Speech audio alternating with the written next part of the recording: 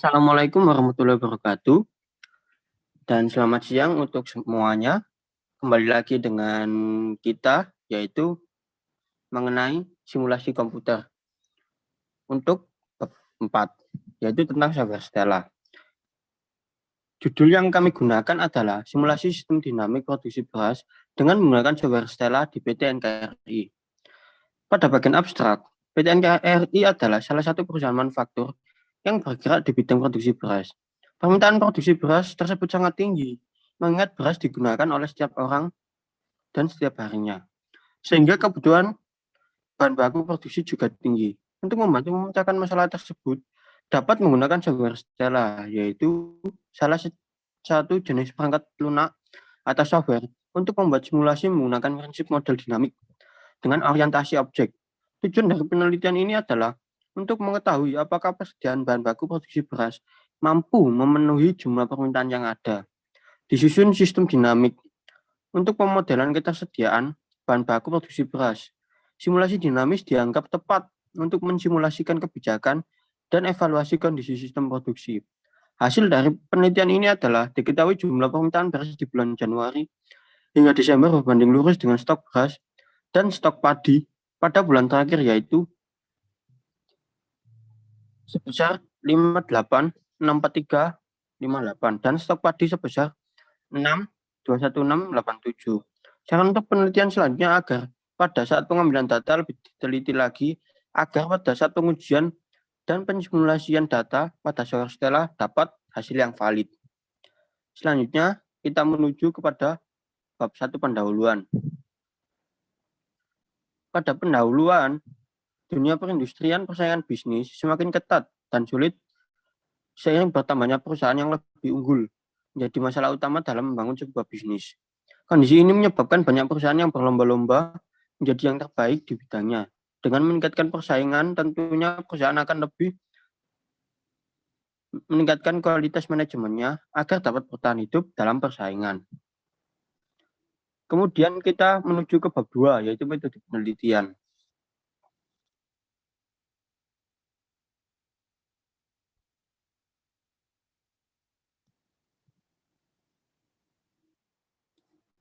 PT NKRI merupakan perusahaan di bidang produksi beras dengan permintaan yang fluktuatif dan tidak menentu dengan kemampuan yang dimiliki. Perusahaan tidak setiap bulannya dapat memenuhi permintaan dan kemudian menghasilkan order backlog pada PT NKRI.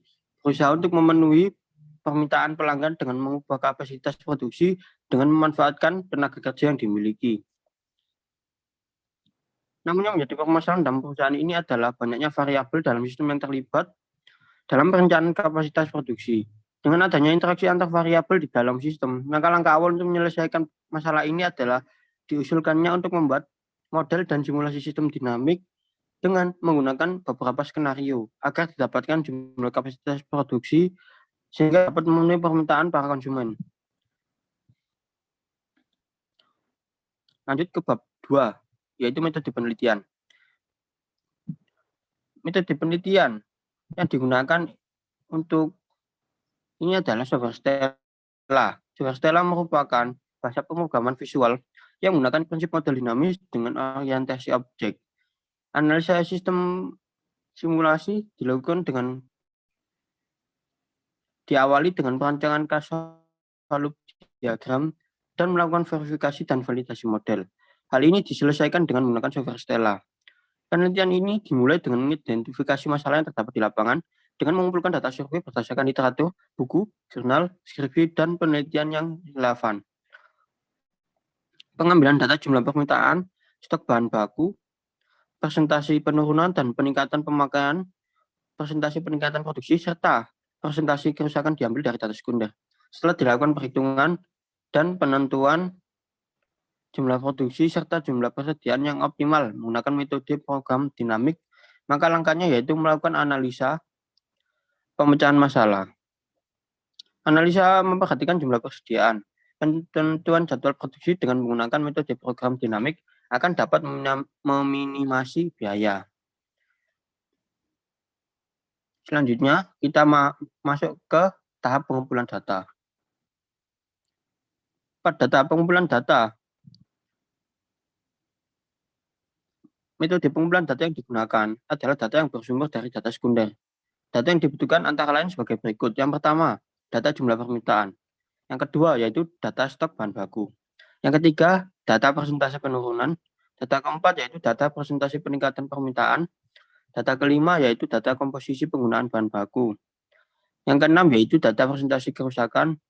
Dan data ketujuh, yaitu yang terakhir, data persentase peningkatan produk padi. Dan berikut contoh tabel 2.1 input data. Jumlah permintaan sebesar 2.500, stok bahan baku padi sebesar 5.000, kemudian persentase penurunan sebanyak 0,02, kemudian persentase peningkatan permintaan sebanyak 0,04, kemudian komposisi penggunaan bahan baku sebesar 1, persentase kerusakan sebanyak 0,01, dan persentase peningkatan produksi padi sebanyak 0,03.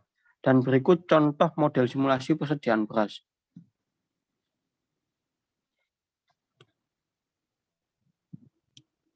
Selanjutnya kita masuk pada bab 3, yaitu hasil dan pembahasan. Pada bab 3, hasil dan pembahasan. Berikut contoh graf pada model simulasi persediaan beras. Analisanya yaitu dapat disimpulkan bahwa dari bulan Januari sampai bulan Desember, persediaan beras mampu memenuhi jumlah permintaan yang ada, ditunjukkan oleh grafik berwarna biru. Hal ini dikarenakan persediaan bahan baku yang berupa padi ditunjukkan oleh grafik berwarna merah, mampu mencukupi sehingga proses produksi dapat terus dilakukan. Kemudian berikut contoh tabel PET pada simulasi persediaan beras. Analisanya yaitu proses produksi beras dengan bahan baku yang digunakan adalah padi dengan komposisi 100%, serta berdasarkan tabel PET di atas bawah jumlah permintaan beras di bulan Januari hingga Desember berbanding lurus dengan stok beras dan stok padi. Artinya peningkatan jumlah permintaan beras juga diimbangi dengan meningkatnya stok beras dan bahan baku berupa padi. Pada kesimpulan, adapun kesimpulan dari permasalahan ini adalah hasil output dan dari software Stella, jumlah permintaan beras di bulan Januari hingga Desember berbanding lurus dengan stok beras dan stok padi. Pada bulan terakhir yaitu Desember dengan nilai jumlah permintaan sebesar 3.84864, stok beras sebesar 58.64358, dan stok padi sebesar 6.21687. Saran untuk penelitian selanjutnya agar pada saat pengambilan data lebih diteliti lagi agar dapat saat pengujian dan pensimulasian data pada software Stella dapat mendapatkan hasil yang valid dan tidak terdapat perbedaan yang signifikan antara hasil output software dan keadaan sebenarnya pada penelitian pada PT NKRI. Sekian dari saya mengenai review laporan kami. Selanjutnya pada proses aplikasi akan dijelaskan oleh partner saya yaitu Raditya Putra Prayoga.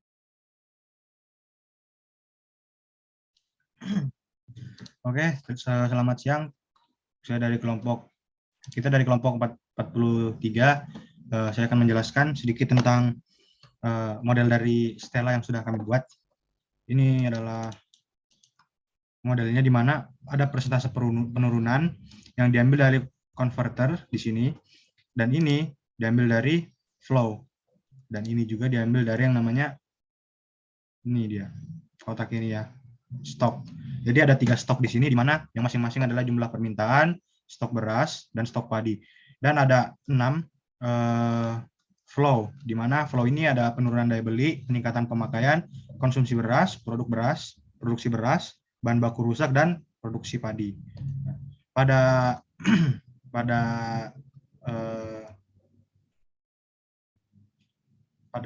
ini flow penurunan daya beli memiliki satu converter, di mana ada yang namanya persentase penurunan, dan pada peningkatan juga memiliki satu converter, di mana persentase peningkatan permintaan.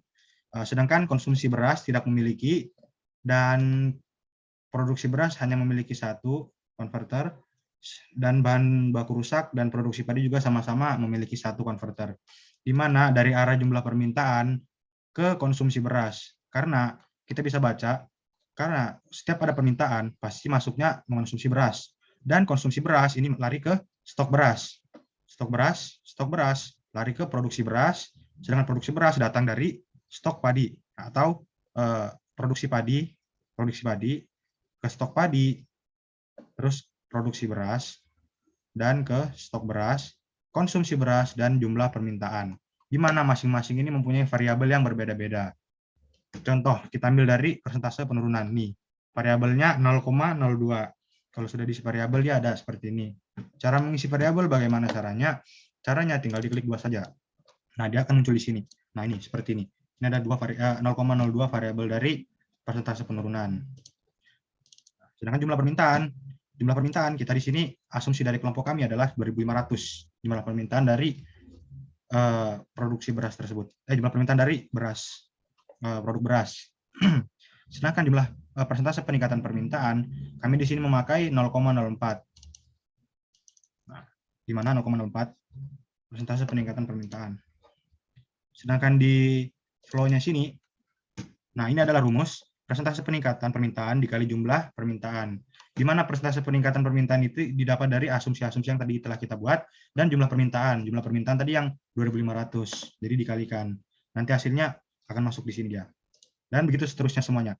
Setelah semuanya sudah kita beri angka dan juga model seperti ini, kita membuat grafiknya. Nah, seperti ini contoh grafiknya. Di mana cara membacanya? Grafik merah ini adalah stok beras dan grafik biru ini adalah jumlah permintaan. Di mana stok beras ini berbanding lurus dengan jumlah permintaan yang ada. Nah, dari bulan 1 sampai bulan 12. Bagaimana caranya bulan 1 sampai bulan 12? Kita di model, terus kita ke di sini. Nah, ini di model, terus kita ke open selection. Kita cari dulu ya.